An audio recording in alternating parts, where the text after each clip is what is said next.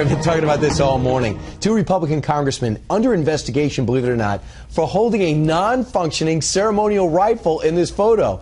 But did they really commit a crime? Joining us right now to dispel any type of criminal activity or turn himself in, Congressman Trey Gowdy, and he's over there with Ken Buck, Congressman as well. So first off, Congressman, what were you doing there?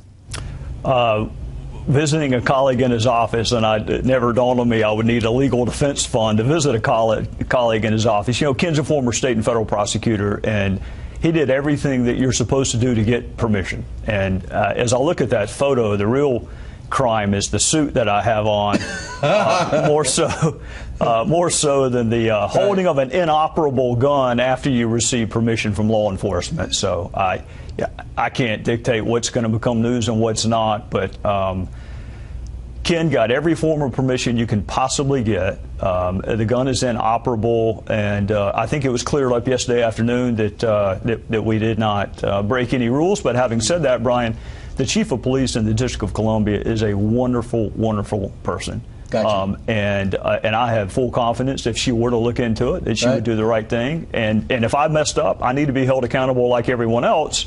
Although Ken and I did not mess up. Right. By the way, let's move to something else. I do like the suit better, but there's nothing wrong with that one. You're the chairman of the Select Committee on Benghazi. People know that. You've requested for Hillary Clinton to come before your committee twice. One time behind closed doors and one time in public. Why twice? Well, it's important that we talk to her twice. The first time would be about the email arrangement that she had with herself, because at the end of that conversation, we need to assure ourselves that we have every document that we're entitled to as it relates to Libya and Benghazi. You're not going to get that. You can't subpoena her server, and she used a private server, so you're not going to get that. Well, we may not get the server, although the House as a whole could subpoena the server. When you're talking about subpoenas, you're talking about years of protracted litigation. I would think if we could make a compelling case to your viewers and my fellow citizens that she needs to come in and answer legitimate questions.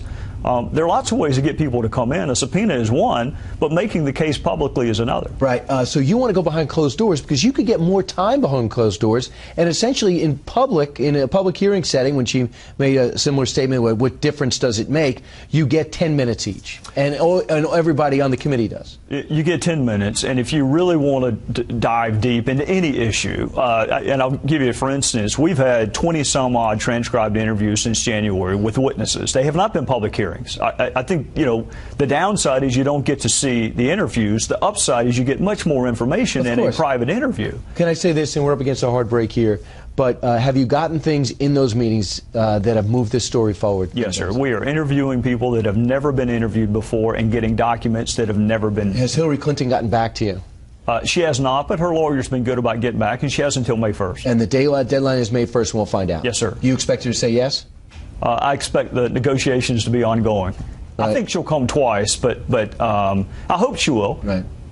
Chairman, always great to see you. Thank you very much.